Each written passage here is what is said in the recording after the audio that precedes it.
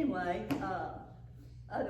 last Wednesday night I was going to come and do this, and then the storm came. Well, Sunday, my voice left. Now I asked the preacher, I don't remember, I halfway was teasing, but I really meant it. I said, what is he trying to tell me? Maybe not to talk at all. I forgot I'm on TV. But tonight, what I want to tell you first is something that I had been wanting to share.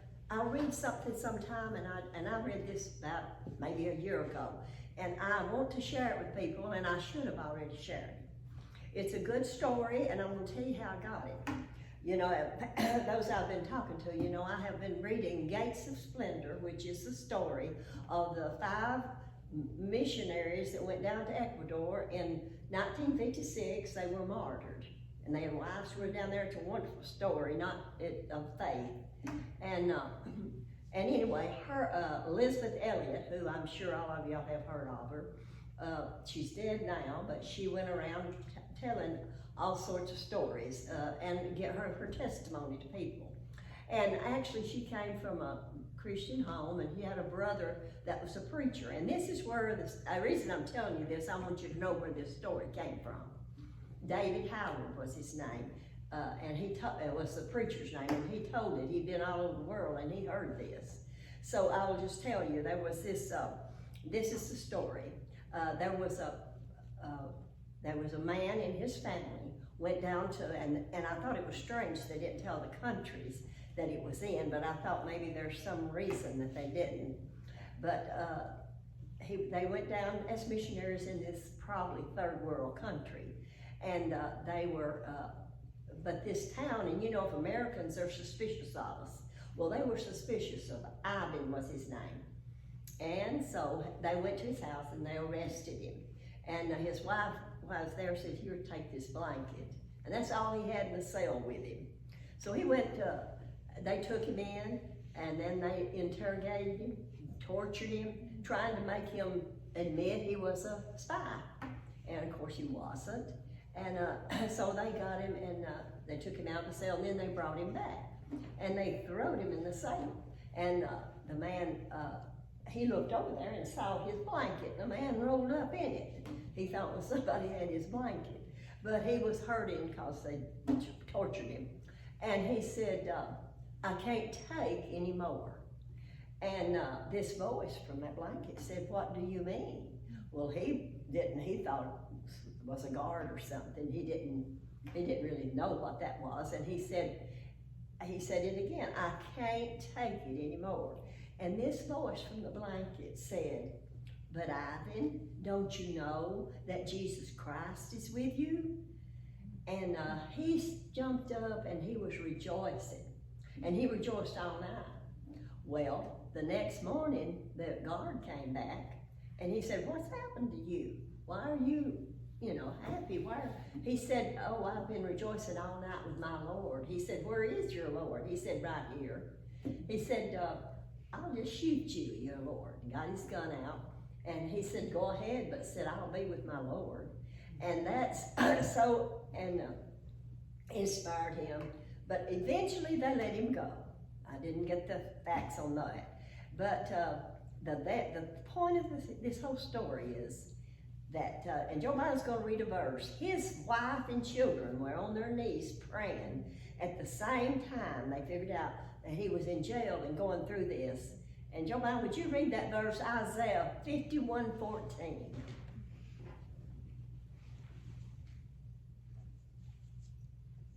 The cowering prisoners will soon be set free.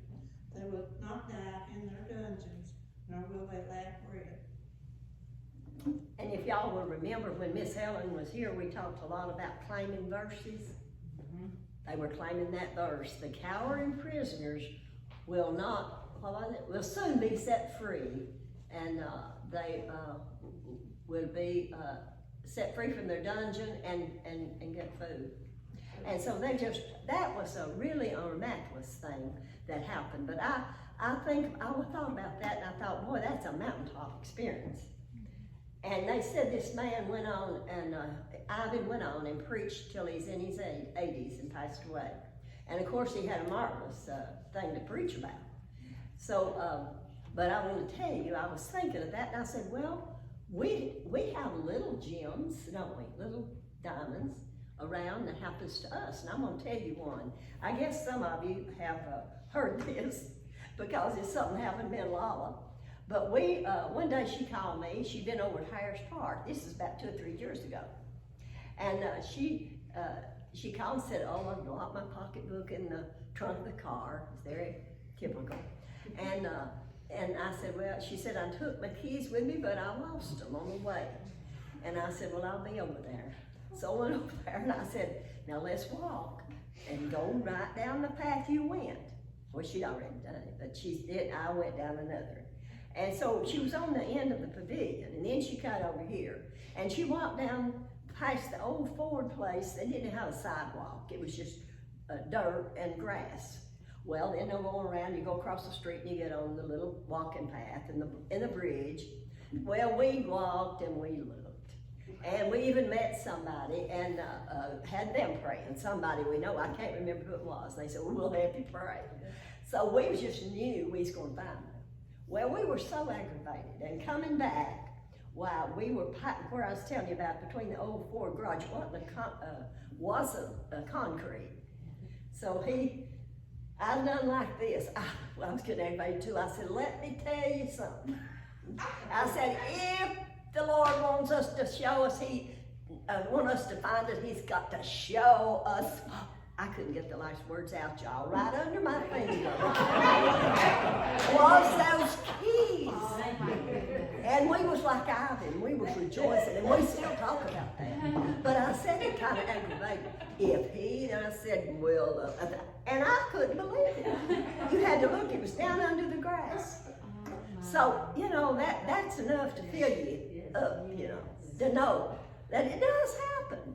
He knew, because we were praying, those people, whoever it was, praying. And so we've had a lot of, what you had, I mean, I've done things around my house, lose things and pray. So I know God answers prayers. But it's sometimes, you know, it's not soon enough, we think. But tonight, I was going to talk, have I got time? Yeah. Tonight, I was going to follow up on what Christy talked about last week, the week we were here. And that was about waiting on God. And we was talking about Elijah and Paul. Well, the one I thought, I thought about this, and I had another something I was going to do, but I thought I'd follow up on this. And so I'll just sit down on this. And so I thought about a man who didn't wait on God. Elijah waited on him, was it Elijah? Waited on him, but he was very, he pouted and everything on God like we do. But, okay. Are you through with us, Mama? Can we? What? Yeah, if this, I'm just gonna start in on this one. Okay. If you thought they might like this, I don't know. Now, I hope I can do this without me. So I thought about a man, and that man is King Saul. Oh, y'all, I hope I can do this without coughing. Excuse me. Well, to talk about, I have to stand up. I believe sitting down was worse. I tell it. I may have to get somebody to come here. Joel, you wanna stand, one of those stands up there? Yeah, I could. Good stand. That's what I want. I always want something to lean on. When the preacher asked me if I thought I could do it, I said, well, yeah, I thought I can, but I don't know. But we're going to talk about Saul. And when we talk about Saul, we're going to talk about, thank you. We have to go back and see, you know, the children of Israel, they wanted a king. In spite of everything, they wanted a king. So, I want to go back to just a little bit here. Y'all let me help me find it right here.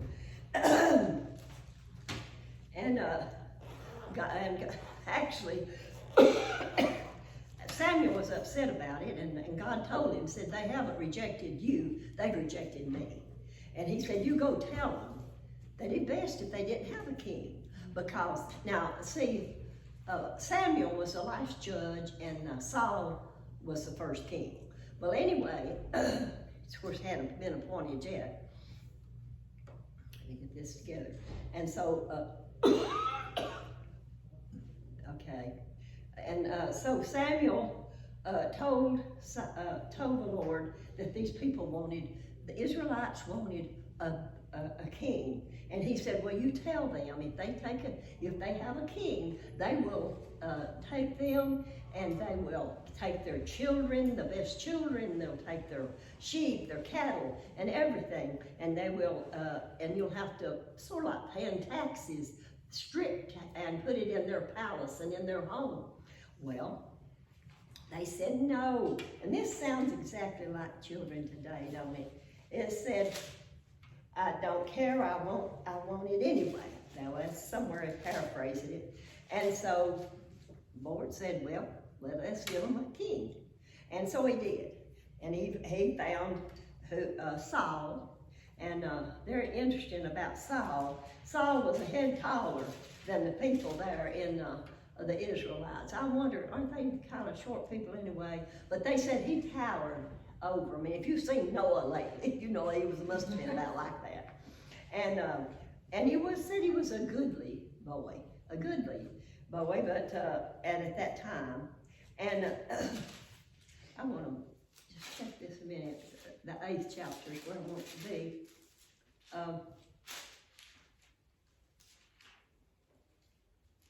Yeah, right here. And so here's what the Lord said. And the Lord said to Samuel, hearken unto their voice, and make them a king. And Samuel said unto the men of Israel, go in ye ever come into the city. So then they go, and God has found man. He's found a man named Saul. Well, the man's named Kish, and he had several sons, but he said, this is it. Saul was the one that was appointed. So I won't go into all how they did it, but Saul became king. He anointed him. It said, then Samuel took a vial of oil and poured it upon his head and kissed him and said, is it not because the Lord hath anointed thee to be captain over his inheritance? And so he made him king. Well, they wanted a king really to help fight their battles. And so in a couple of years, Saul had amassed his army till about 3,000. And he would go in these places, and he would, and in fact, I don't understand that, but it sounded like they just going around from town to town, but I guess God was telling them what to do, but and God was with them, and he would tell Saul. And so they came into the valley of the Amalekites. Now that's going to be something I want us to look up. Amalekites were, and God said, I want you to go in this group of Amalekites in this valley, and I want you to kill every one of them. Parents, children, infants, babies, cattle, sheep, and all of it. Said, I don't want anything they've got. Destroy it. Well, do you know what this was? That was a fulfillment of what God said would happen to them, because when the children of Israel came through the wilderness, the Amalekites, it said they laid way and to get them, and they ambushed them. Sort of like the old Western, they ambushed them. But here's what the Lord said back then, because they were mean to the Israelites. And the Lord said unto Moses, write this for remembrance in a book, and rehearse it in the ears of Joshua, for I will utterly put out the remembrance of Amalek from under heaven. Now that was many chapters before, but that's what God said, and when God's word, he makes something, he's going to happen. But his day, he said, now that's your job, Saul, go in there and kill them. But let me tell you this, there was a group called Canaanites, and they were living among the Amalekites. And back then in the wilderness, the Canaanites were with them too. And God said, but don't kill them. They worshiped idols and everything, but God said, don't kill them. Said, tell them, you go to them, say you leave, because I'm coming in, going to kill the whole bunch. And that's exactly what they did. And you know why? He said they showed kindness to the children of Israel. And to me, that's a good lesson right there by itself. That shows God wants us to be kind to everybody. But when you mistreat God's people, you got it coming to you. It's just a matter of time. I believe that. So we do need to watch. We need to be kind to everybody. But actually, he really, and he fulfilled what he said. So he told Saul, said Samuel told him, said, you go out there and you kill every one of them. And said, after you get through, you come back to Gilgal, and I'll come and I'll sacrifice him. That must be something I didn't know that they did after every battle. Probably sacrificed and praised and had a little party or something. I really know. A sacrifice and praising God for their victory. Well, and Samuel told Saul, and Saul said, you go in there and you kill them all. He said, don't bring any out. But, and when you get through, come wait on me, and I will be there, and I'll sacrifice.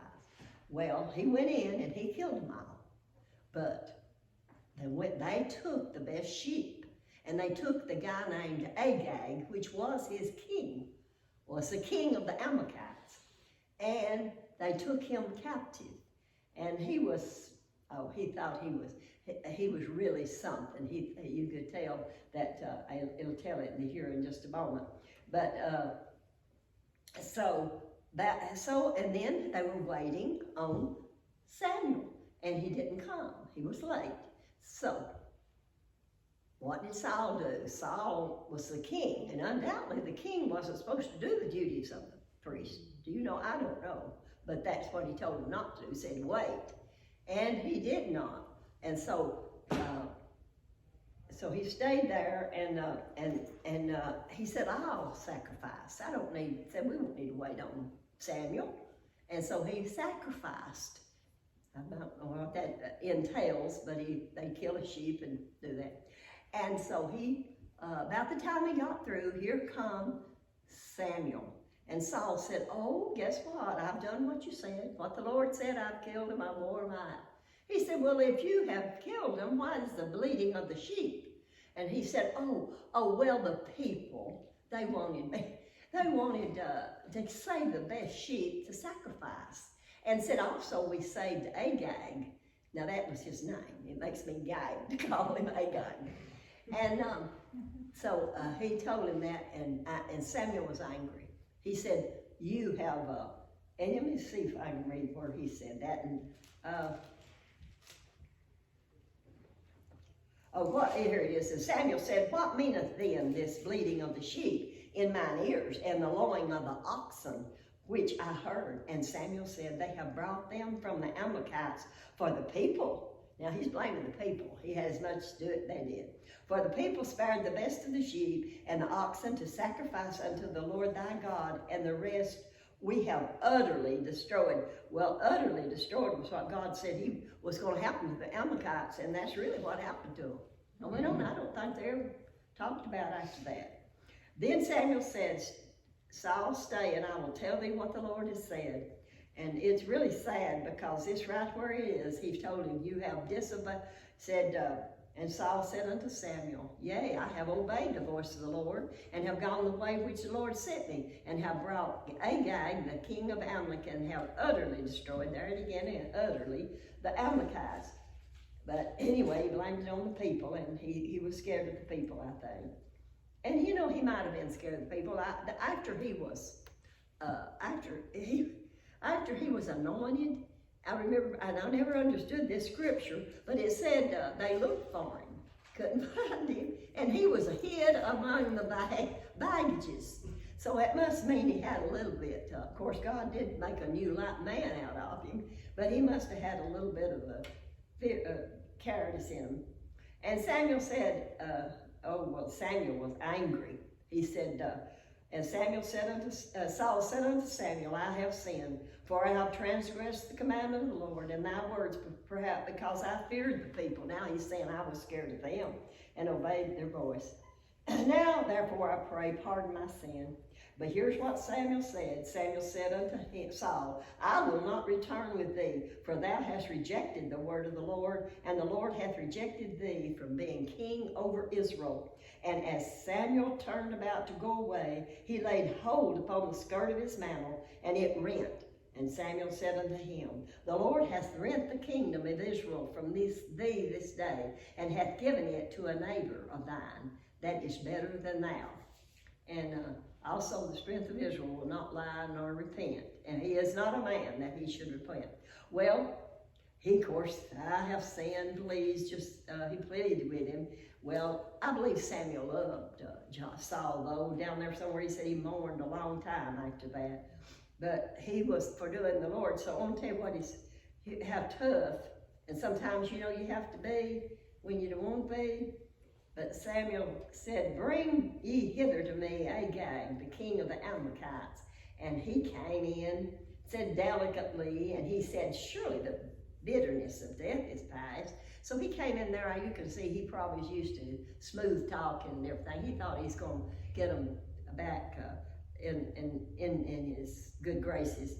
And Samuel said, and this is another thing, he is fulfilling, because they must, I believe if we went back and studied that, we'd find that he murdered a lot of women and children. And Samuel said, As thy sword hath made women childless, so shall thy mother be childless among women. And Samuel hewed Agag in pieces before the Lord in Gilgal. He didn't even ask somebody, his guy there, to kill him. He took the sword and killed him, because that's what God had intended him to do. That's intended to happen. And it said that Samuel went to Rahab, and Saul went up to his house, and he mourned until the day of his death. He mourned, it said, until the day of his death. And nevertheless, Samuel mourned for Saul, and the Lord repented that he had made Saul king. But God had a plan. And I think it's really interesting to me how, so I want to tell you, without going in there and reading some of it, it says over in there, and I always wondered about it, it said the Lord, said an evil spirit from the Lord came on Saul, please, I get my words, Saul, and said at different times. And I don't know what happened to him, or if he had fits, or he just get depressed, or, there's nothing wrong being depressed, but he just had all this. And he said, they said, well, we'll tell you what, we know a young man, and said he plays the harp. See how God works? This was before Goliath killed. And he said, go get him. And it was David. And that's when he met David, I guess that's when he met Jonathan. And so he came and he played the harp for him, and then it stopped him.